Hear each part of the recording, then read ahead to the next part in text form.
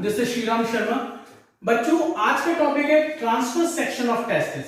Last time पर हमने longitudinal section of testis देखा था।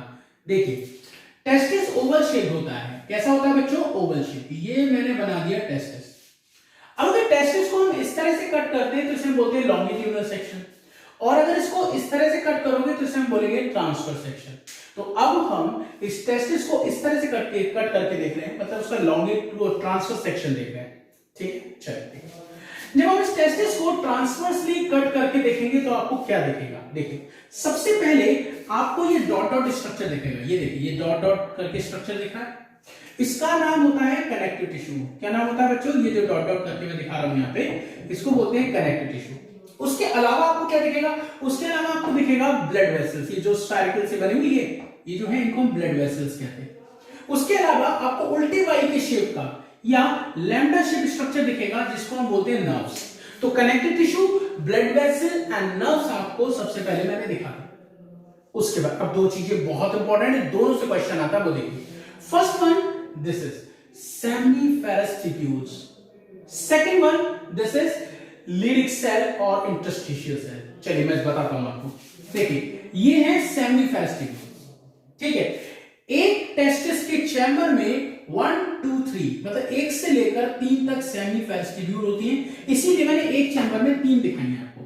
ठीक है ना, तो 3 सेमिफेरस ट्यूब्यूल आपको दिख गए। उसके अलावा बिटवीन सेमिफेरस ट्यूब्यूल, लाइन याद रखें, बिटवीन सेमिफेरस ट्यूब्यूल्स ये जो सेल दिखाई दे रही है इनका नाम है इंटरस्टिशियल सेल और लिडिक सेल। इंटरस्टिशियल सेल और लिडिक सेल क्या है? जो कि सेमिफेरस ट्यूब्यूल के बीच में होते हैं। अब बहुत इंपॉर्टेंट क्वेश्चन है, सुन लीजिए। क्वेश्चन आता है presence of Leydig cell, presence of Leydig cell. तो आप क्या बताओगे? Present between the seminiferous tubule, not inside the seminiferous tubule. दोनों ऑप्शन मिलेंगे। पहला ऑप्शन दे रखा होगा इनसाइड द सेमिफेरस ट्यूब्यूल और दूसरा ऑप्शन दे रखा होगा बिटवीन सेमिफेरस ट्यूब्यूल। तो सेकंड वाला लगाना है, सेमिफेरस ट्यूब्यूल के बीच में। ठीक, अब बात आती है इन दोनों के बारे में बताइए। तो आप क्या बताएंगे? आप बताएंगे सेमिफेरस ट्यूब्यूल को बोलते हैं यूनिट ऑफ टेस्टिस। क्या बोलते हैं? Unit of testis. यही वो स्ट्रक्चर है जिसमें स्पर्म बनता है। फिर से सुनिए, यह है यूनिट ऑफ टेस्टिस में स्पर्म बनता है। ठीक है, दूसरा interstitial cell, Leydig cell. Presence समझ में आ गई। फिर पूछेंगे काम क्या करता है, तो आप बताओगे ये सिक्रीट करता है। क्या सिक्रीट करता है? हार्मोन। कौन सा हार्मोन? Testosterone, testosterone hormone. ठीक है, इसको एक और नाम से जानते हैं, नाम है एंड्रोजन हार्मोन। कौन सा? Androgen hormone. बात आती करता क्या है? टेस्टोस्टेरोन और एंड्रोजन हार्मोन, इसको बोलते हैं मेल सेक्स हार्मोन। क्या बोलते हैं बच्चों? Male sex hormone. और ये मेल में सेकेंडरी सेक्सुअल कैरेक्टर डेवलप करता है। क्या होता है सेकेंडरी सेक्सुअल कैरेक्टर? ये दिमाग में आएगा। देखिए प्यूबर्टी एज के बाद, ठीक है, जब प्यूबर्टी एज आ जाती है लगभग 10 से 12 के बीच में, जब प्यूबर्टी एज आ जाती है, बच्चा 12 साल का हो जाता है, तब उसमें चेंजेस होने लगते हैं। जैसे दाढ़ी मूछें आने लगती हैं, एक्सियल हेयर बनने लगते हैं, आवाज का भारी हो जाना, ठीक है, चेस्ट का ब्रॉड हो जाना, ठीक है, जेनाइटल एरिया में हेयर्स का डेवलप हो जाना। ये सब सेकेंडरी सेक्सुअल कैरेक्टर हैं and all these secondary sexual characters are developed with the influence of these hormone.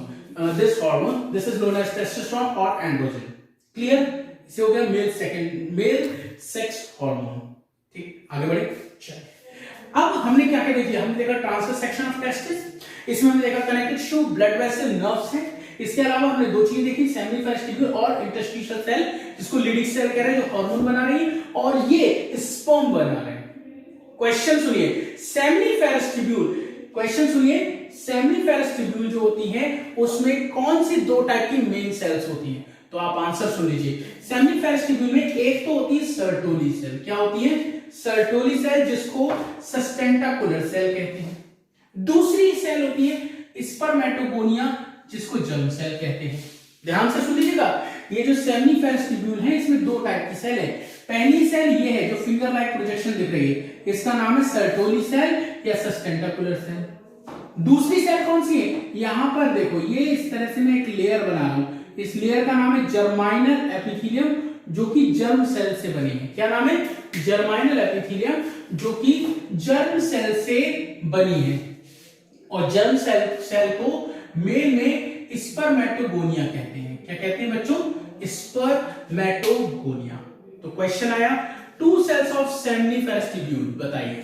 तो आप बताओगे फर्स्ट इज सर्टोली सेल या सस्टेंटाकुलर सेल, दूसरी स्पर्मेटोगोनिया या जर्म सेल। ये वो सेल हैं जो स्पर्म को नरिशमेंट देती हैं, इसलिए इसको न्यूट्रिटिव सेल भी कहते हैं। क्वेश्चन आता है न्यूट्रिटिव सेल ऑफ टेस्टिस, तो आप बताओगे सेल की न्यूट्रिटिव सेल कौन सी है, टेस्टिस की न्यूट्रिटिव सेल कौन सी है? Answer Sertoli cell. कई बार ये ऑप्शन में नहीं होता है, आंसर में मिलता है सस्टेंटाकुलर। क्लियर हो गया? ठीक, तो जर्म सेल बता दिया और सस्टेंटाकुलर सेल बता दिया। आगे बढ़े। अब देखिए, इसको मैंने बड़ा करके दिखाया है, इसको समझते हैं। तो मैंने आपको सबसे पहले कौन सी लेयर दिखाई, जैसा ये बना है ऐसे इधर इधर इधर भी बनेगा, मैंने एक तरफ बना दी। फिर मैं बताता हूं। देखिए, सबसे पहली लेयर है ये, इसका नाम है जर्माइनल एपिथेलियम। ये जिन सेल्स की बनी है उन सेल का नाम है जर्म सेल। क्या नाम है बच्चों? Germ cell. यहां तक कोई दिक्कत नहीं ना? आगे बढ़े। अब देखिए, जो ये जर्म सेल है ये बनाती है नई नई सेल। जर्म सेल से बनने वाली सेल को बोलते हैं, ये मैं ब्लू कलर से ड्रॉ कर रहा हूं, ये देखिए यहां पर है। इनसे बनने वाली जो ब्लू कलर की सेल आपको दिख रही है, इनका नाम होता है स्पर्मेटोसाइट। क्या नाम होता है बच्चों? स्पर्मेटोसाइट। तो देखो, सबसे पहले स्पर्मेटोगोनिया, उससे क्या बन गया? स्पर्मेटोसाइट। अब स्पर्मेटोसाइट से जो नई नई सेल बन रही है, ये देखिए, ये ब्लैक कलर की जो सेल बनी है, इनका नाम है स्पर्मेटिड। देखो, स्पर्मेटोगोनिया से स्पर्मेटोसाइट बन गया, स्पर्मेटोसाइट से क्या बनेगा? स्पर्मेटिड। अब स्पर्मेटिड राउंडेड सेल है। कैसी है? राउंडेड सेल है बच्चों। बहुत इंपॉर्टेंट बात बताने जा रहा हूं, स्पर्मेटिड राउंडेड सेल है और स्पर्मेटिड टेल वाले स्ट्रक्चर में कन्वर्ट हो जाएगी। किसमें कन्वर्ट हो जाएगी? टेल वाले स्ट्रक्चर में। राउंडेड से किसमें बदल जाएंगी? टेल वाले स्ट्रक्चर में कन्वर्ट हो जाएंगी और नाम होगा स्पर्म। क्या नाम होगा? स्पर्म। और स्पर्म को स्पर्मेटोजोआ भी कहते हैं। तो देखिए सीक्वेंस क्या होगा? स्पर्मेटोगोनिया, देन स्पर्मेटोसाइट बनेंगे, देन स्पर्मेटिड बनेंगे, देन स्पर्म बनेंगे, जिसको स्पर्मेटोजोआ कहते हैं। यहां तक कोई दिक्कत नहीं ना? पूरा प्रोसेस को बोलते हैं स्पर्मेटोजेनेसिस। क्या बोलते हैं? Spermatogenesis. Formation of sperm from germ cell is called spermatogenesis. दूसरा, अभी मैंने बताया स्पर्मेटिड ट्रांसफॉर्म हो जा रहे हैं, मतलब स्पर्मेटिड जो राउंडेड है वो कन्वर्ट हो जा रहा है टेल वाले स्ट्रक्चर में और इसका नाम हो जाता है स्पर्म। तो स्पर्मेटिड का ट्रांसफॉर्म होकर स्पर्म बनाना या स्पर्मेटिड से स्पर्म का बनना कहलाता है स्पर्मियोजेनेसिस। क्या नाम है? स्पर्मियोजेनेसिस। तो इसको देखिए, ये लिखता हूं मैं यहां पे, स्पर्मियोजेनेसिस। क्वेश्चन आएगा स्पर्मियोजेनेसिस क्या होता है, तो आप आंसर दोगे स्पर्मेटिड से स्पर्म का बनना स्पर्मियोजेनेसिस, जर्म सेल से स्पर्म का बनना स्पर्मेटोजेनेसिस। अब एक और टर्म बतानी है मुझे आपको, उससे पहले सुनिए। जैसे ही स्पर्म बन जाते हैं, ये स्पर्म धस जाता है, इसका ये अपना हेड को घुसेड़ देता है किसके अंदर? सर्टोली सेल के अंदर। मतलब स्पर्म एम्बेडेड का मतलब घुस जाना। ऐसे मान लो ये कोई स्ट्रक्चर है, इसके अंदर स्पर्म इस तरह से घुस गया, ये देखिए इस तरह से स्पर्म का हेड घुस गया। तो स्पर्म का सर्टोली सेल में अपने हेड को धसा देना या एम्बेडेड कर देना, किस लिए? For getting nourishment.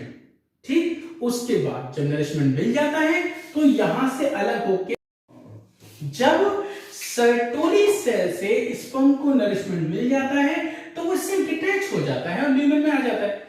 इस प्रोसेस को बोलते हैं स्पर्मिएशन।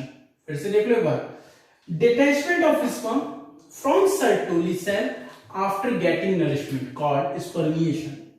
तो तीन टर्म हो गए, स्पर्मेटोजेनेसिस स्पर्म का formation from germ cell, spermiogenesis sperm का फॉर्मेशन फ्रॉम स्पर्मेटिड, और स्पर्मिएशन क्या है? तो आप बताओ detachment of sperm from Sertoli cell after getting nourishment.